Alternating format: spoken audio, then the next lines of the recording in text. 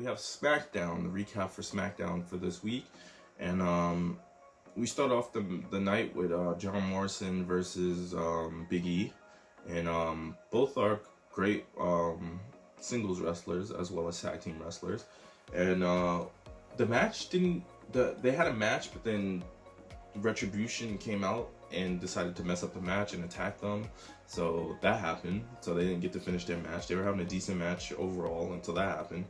And then next up, after they got attacked, was a Mandy Rose promo. So Mandy Rose, she spoke out about the whole hair cutting thing. And to be honest, I like this storyline more. And Mandy Rose cut a good promo. She could already wrestle. So some people was like, oh, she's just there as a pretty face and stuff like that. I disagree. I feel like, because watching her wrestle, she was already a good wrestler. So that added to it. I feel like this is going to help push her to the next level. She's going to have her SummerSlam match with Sonya Deville, and she challenged Sonya Deville to a hair versus hair match, which Sonya Deville accepted, which is interesting because I haven't seen a hair versus hair match in a while. So I'm excited to see that. And Mandy Rose I feel like her character is building to her character even more and more. And I don't know what they're talking about with the whole haircut thing. Her hair looks perfectly fine to me, even though she Sonya Deville forcefully cut her hair. She still looks fine to me. I like her new haircut, so that wasn't too bad. All right, next up we have Sheamus versus Gable, right? So we have Sheamus versus Chad Gable, and as you know, Chad Gable keeps trying to get this bounty on Matt Riddle's head from Baron Corbin, so he messed up Sheamus's and Matt Riddle's match last week. So Sheamus was angry about that and beat up Chad Gable. So they had a match this week. It was a decent match. They had some good back and forths, but and I call him Chad Gable. I don't call him Shorty G because I've always hated that. Like, I feel like Chad Gable deserves more respect than that because Chad Gable is a phenomenal wrestler. Like, wrestler as in pro wrestler and amateur wrestler. Like, he could do so much for the company, but I don't know. They don't put that much faith in him, and they give him these dumb storylines and stuff like that or whatnot. So I'm not a fan of them calling him Shorty G. I don't call him that. I call him Chad Gable. Yeah, Sheamus, they had a good back and forth match. I like Sheamus too. I like where Sheamus is taking his character, and Sheamus pretty much won the match. Most of it was Sheamus. He dominated most of it, and only Sheamus can do, and Sheamus ended up beating Chad Gable. All right, next up we have a promo for AJ Styles. So for some reason AJ Styles has this guy with him, a consultant or something, and it's Joseph Park. Most of you know that name from TNA because Joseph Park is the guy who plays Abyss in TNA. Well, not play, but he's Abyss. And I didn't know Joseph Park was a part of WWE, but apparently so. So AJ Styles brought him out, and AJ Styles brought out this chart and started listing statistics because he was like, how people would be like, oh, he doesn't defend the title enough and stuff like that. And he was like, well, let's do a statistics chart with my consultant, and let's see who's at the top, and then who's next in line, and next in line to who's deserving of the Intercontinental title. So he took off the top part. Of course, it says AJ Styles is deserving of the Intercontinental title. Let's see who's second, third, whatever. And of course, AJ Styles is a heel right now, and he could play both parts, babyface and heel. AJ Styles' favorite wrestler of all time for me. He takes off the board. There's no other names. It's just AJ Styles because he's like, nobody's in my league. Nobody deserves the Intercontinental title more than me.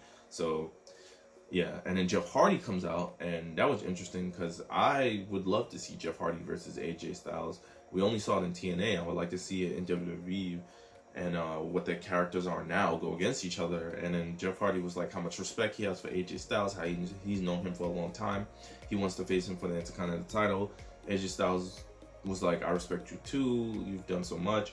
AJ Styles, being the heel that he is, made us believe he was going to accept the challenge, but then he was like, nope, you're not getting the title match. And then he was like, I'm not giving out a pity party here. And then Jeff Hardy took offense to that and attacked AJ Styles with a twist of fate, which is going to be AJ Styles versus Jeff Hardy, which I'm very interested to see. Next up, we have Grand Metalik versus Shinsuke Nakamura. And I feel like all the wrestlers of Lucha House Party have been getting good TV time and showing off their skills as singles wrestlers. They're all good wrestlers. So Grand Metalik went against Shinsuke Nakamura because the Lucha House Party wants the SmackDown Tag Team Championships, and they went against Metalik. Had a good match with Nakamura. They had a good match, and so what happened was Kalisto returned. Kalisto from Lucha House Party returned, and jacked too. Like, he's been working out because he was injured for a while, and he returned. That distracted Nakamura, and then Nakamura lost. Metalik picked up the win against Nakamura, so that was cool because I figured that Nakamura would have won the match, but Metalik ended up winning the match. Now we have John Morrison versus Big E again because they didn't get to finish the match before because they got attacked by Retribution, and John Morrison is a phenomenal athlete. Like, John Morrison is he's so very innovative, and he can mix up his game so much that I love watching John Morrison's wrestle and what he's gonna do in the ring and stuff like that. And Big E's, we figured that Big E used to be a singles competitor and win singles titles, so it's good to see him wrestle in one-on-one matches. They had a good match. Retribution tried to mess up their match again, but they were backstage, and they were tearing things up backstage and breaking stuff and beating up referees and stuff.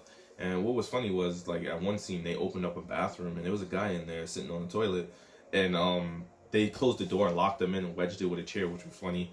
But then the whole WWE roster ran backstage to go find them, but they were gone. And then Big E ended up beating John Morrison, which I didn't think happened. I thought John Morrison was going to beat Big E, but Big E beat John Morrison. And then Sheamus came out and kicked Big E for some reason. I don't know why. So I guess there's going to be a feud between Big E and Sheamus, which should be cool. And then lastly, we have Braun Strowman. So, the whole feud that's going on between Braun Strowman and The Fiend / Bray Wyatt. And, Alexa Bliss was in the mix and stuff like that. So, Braun Strowman came out and he was talking about how he wants to face The Fiend, how he's gonna, demolish The Fiend or whatever. Then Alexa Bliss comes out. Alexa Bliss is like, oh, what happened to the Braun Strowman I used to know? We were friends and all this other. We had a connection. Braun Strowman's like, no, I don't care about you. And she's like, oh, you need to wake up. This is not you. And she smacks him in the face a couple of times, trying to get him to, snap out of it and whatnot. She smacked the mess out of him, to be honest with you. She was smacking him really, really hard. Even though she's small and she has small hands, I was feeling those smacks through that TV screen. That looked like it hurt. So then Braun Strowman proceeded to lift her up, gorilla press her over his head, and then he throws her to the mat. And then it turns black mid-throw while she's flying down to the mat. All the lights cut off. Then, boom, The Fiend appears in the ring. Alexa Bliss is hurt on the floor. And then Braun Strowman's nowhere to be found. So as The Fiend comes in, Braun Strowman disappeared. And then, so does Braun Strowman have powers now too? I don't know. But The Fiend was standing over Alexa Bliss looking for Braun Strowman. And Braun Strowman appeared on the Titantron, and he was like doing a menacing laugh like how Bray Wyatt used to be. So this is going to be interesting to see.